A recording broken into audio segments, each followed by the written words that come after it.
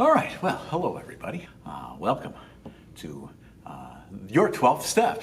My name is Ben Rudolph, and I am a recovery specialist / recovery coach at Chestnut Health Systems. I've been asked to talk about my experience with doing the 12th step. So what we should do before anything else, for me, is to say a little prayer and to ask God for help to guide my thoughts and words and actions so that I can say something that is comprehensible and helpful to other people who are working these steps or who are thinking about working these steps that might bring some good things to light to be helpful and not harmful. So thank you, God, for this opportunity, and I will do my best for everyone who watches this little video thing.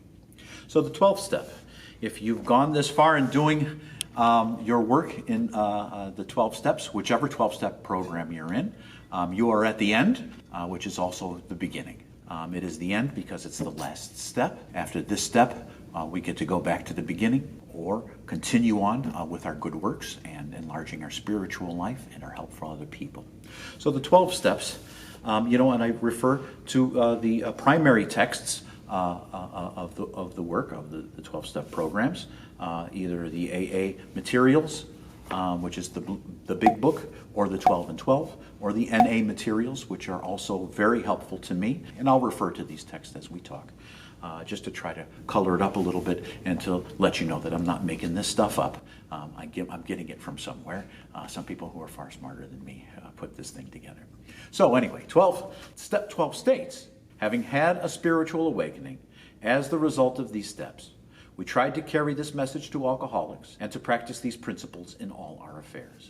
Narcotics Anonymous says it's slightly different. It says, having had a spiritual awakening as a result of these steps, we tried to carry this message to addicts and to practice these principles in all of our affairs. I prefer the NA quote there because it's more inclusive. I believe that an addict is an addict, and whether you're addicted to alcohol or cheesecake or booze or the internet or sex or whatever it is, heroin, it all operates in a similar way. And so I enjoy the NA perspective because it includes everyone, not just alcoholics. So I guess the first thing to talk about is a spiritual awakening. Have you had a spiritual awakening? What is a spiritual awakening? That is the question of the moment. Obviously, you can't give away something you don't have. And I think I have met many people who have worked the 12 steps and have not had a spiritual awakening, haven't been able to understand what that is. What is a spiritual awakening? I don't know that I can tell you just one way or what it is. For me, it was a cathartic experience, something that I experienced that was personal to me. None of us in this world like to say the G word, talk about God or spirituality. Those are difficult topics to discuss. I never feel like I quite get to it. But here is something in the big book, way in the back here, called spiritual experience. So I don't really know how to get a spiritual experience, and I'm trying to figure out how. So in appendix number 2 on page 567, if you're reading your book, right, it says the term spiritual experience or spiritual awakening are used many times in this book, which upon careful reading shows that the personality change sufficient to bring about recovery has manifested itself in many forms. So there's a personality change is what we're kind of looking for. I don't know how you do that. Well, it's true that our first printing gave many readers the impression that these personality changes or religious experiences must be in the natures of something sudden or spectacular. Happily for everyone, this conclusion is erroneous. And erroneous just means that it's false. So I'll skip down here. And you should read all of this because it's really good. It was very helpful for me. So the psychologist William James, who studied religious experience, says that most spiritual experience are what is called the educational variety because they develop slowly over a period of time. Aha. So I don't have to have a burning bush experience. I don't have to have the ceilings open up and the light flood onto me and, be like Moses on the mountain. I don't know that or maybe I've rarely met anybody who has had that kind of experience. And I certainly didn't. It had to build slowly over time. I didn't know how to pray, so I had to try to teach myself how to pray. I had to ask others who were good and avid prayers how they did that. So what I found over time of trying to make good and honest and constructive prayers for myself and for other people, for the good things to happen to them, for me to be guided by this unknown power that I had to be kind of groping in the dark to try to figure out what that is. And what I found is described here for me, as it says that, with few exceptions, our members find that they have tapped an unsuspected inner resource. So there's something inside of us. I believe this is true, and that's why I'm talking about the 12th step, that there was an unsuspected inner resource, something deep inside of me. It wasn't external, it wasn't a person, a place, or a thing. It wasn't anything but something that I was able to come to on my own with the help of my higher power. And that's kind of what I go with. Most of it thinks this awareness of a power greater than ourselves is the essence of spiritual experience. We find that no one need have difficulty with the spirituality of the program. Willingness, honesty, open-mindedness are essentials of recovery. They are absolutely essential, and they are indispensable. And the last thing is a quote by Herbert Spencer that everybody who has been in 12-step meetings for a period of time knows about, that says, there is a principle, which is a bar against all information, which is proof against all arguments, and which cannot fail to keep a man or woman in everlasting ignorance. And that principle is contempt prior to contempt prior to investigation. And so we come to keeping an open mind about prayer, about spirituality, about God, about what God means, about what you learned in school or wherever you learned in church or a temple or wherever you prayed or did not pray, to keep an open mind for something different, something unique, something that could happen that would be special to you. So I started with praying. I started with trying to make good and honest and heartfelt prayers for my own protection and healing and for those around me. And I was able to find that when I prayed, I can't really explain why, but when I prayed and did so in a very heartfelt way, something good happened to me. I felt a little more calmer. I felt a little more ease. I felt I could see and understand the world a little bit better. With that in mind, I feel that I have had a spiritual experience. I have had many spiritual experiences. Spiritual experiences don't need to be difficult things. They can be simple, basic things if we slow ourselves down and we take a look at the world around us and all the people in the world and how crazy and marvelous and sick and beautiful and everything, man. There's so many things that are miraculous. A blade of grass is a miracle. And you can sit out someplace and contemplate that blade of grass if you wish. And I have. And it's an incredible thing. That blade of grass has everything it needs. It needs a little bit of dirt, a little bit of sunshine, a little bit of water. And it's cool. And those things are spiritual experiences to me. They're incredible. You know, the fact that I'm sitting in front of some sort of camera recording me that's going to go out into the internet somewhere with this nice lady here behind the camera smiling at me. What is this? It's crazy. We're made up of all kinds of cells and blood and tissue and bones and sinew. I don't know what any of this is. It's crazy. How could it possibly be just a mistake or a coincidence?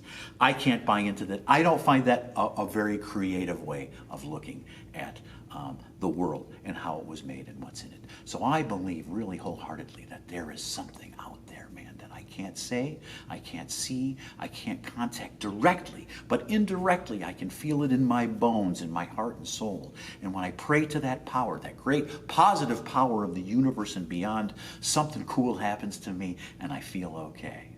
This is all to say, to go back to the 12th step.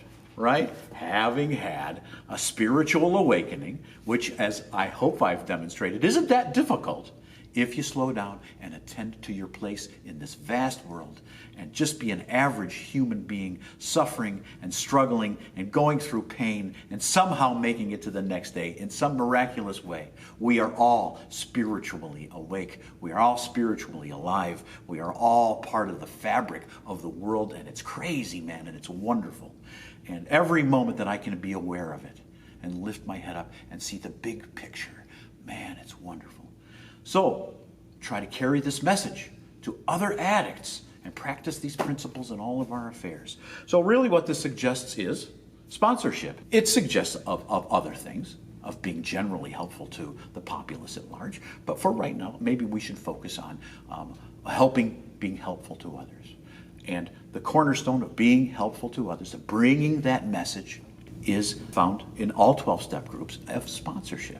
So I've been around for a long time, and you're a new person and you don't know what the heck's going on. You know you're in trouble, but oh God, I don't know, is this going to be right? We all went through it our first time walking into the rooms.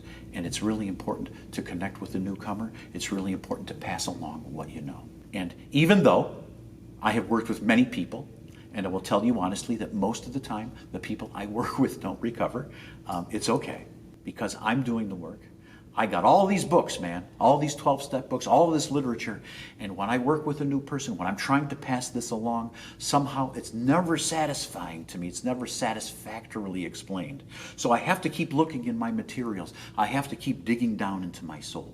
I have to keep trying and not give up, and try to put across to you why it's so cool to have God in my life, why it's so cool to have a spiritual life, to touch upon that unsuspected inner resource. Wow, man, wow.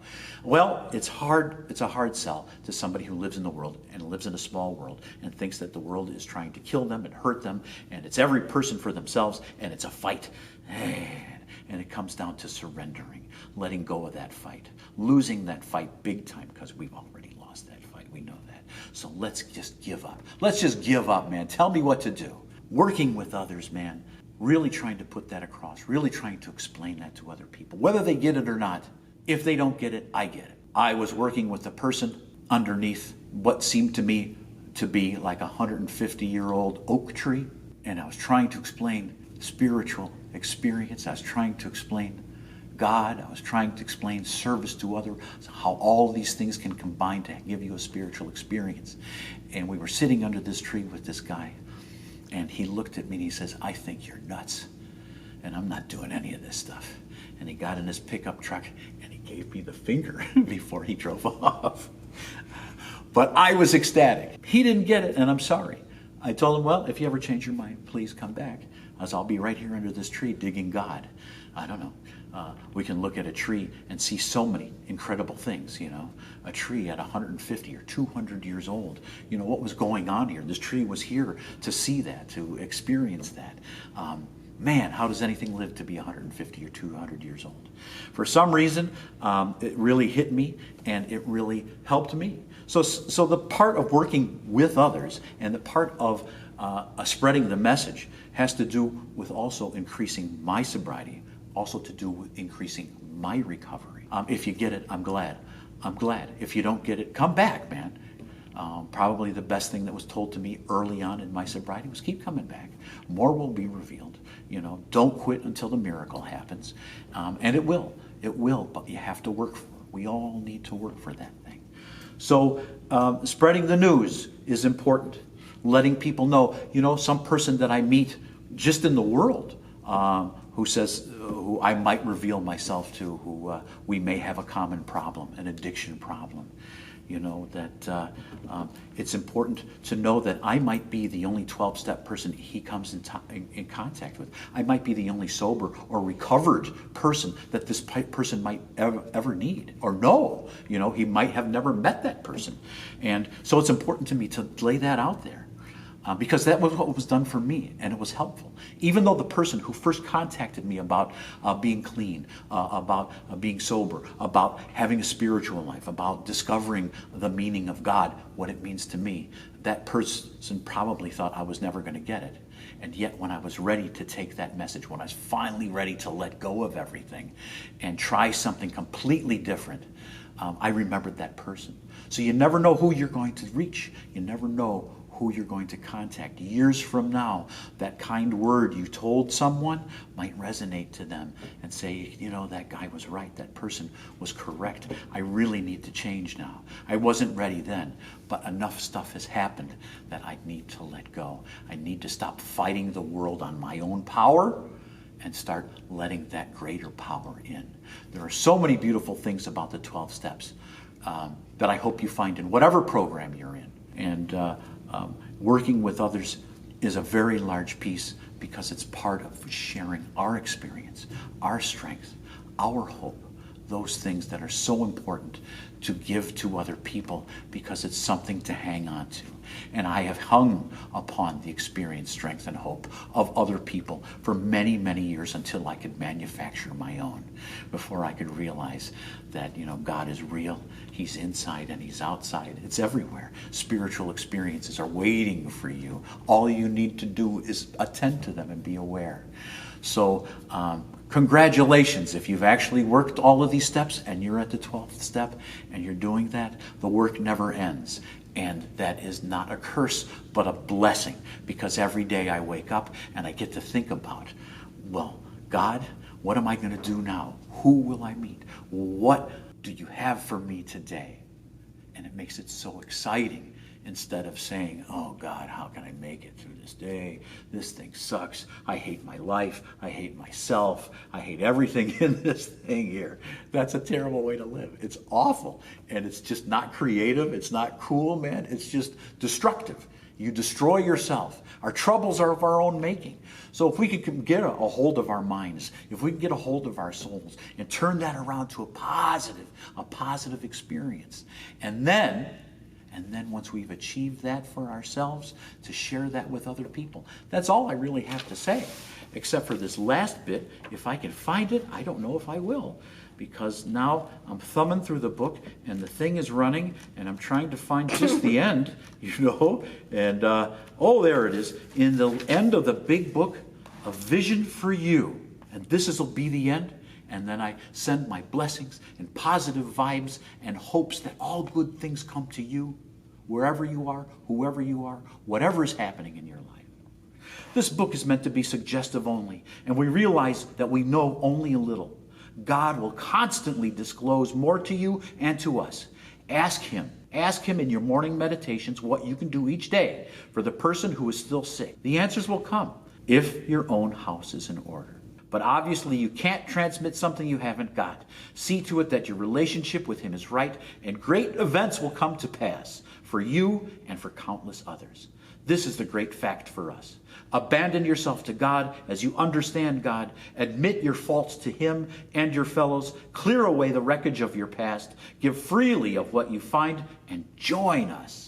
We shall be with you in the fellowship of the Spirit, and you will surely meet some of us as you trudge the road of happy destiny. May God bless you and keep you until then. Amen. Thank you, and God bless.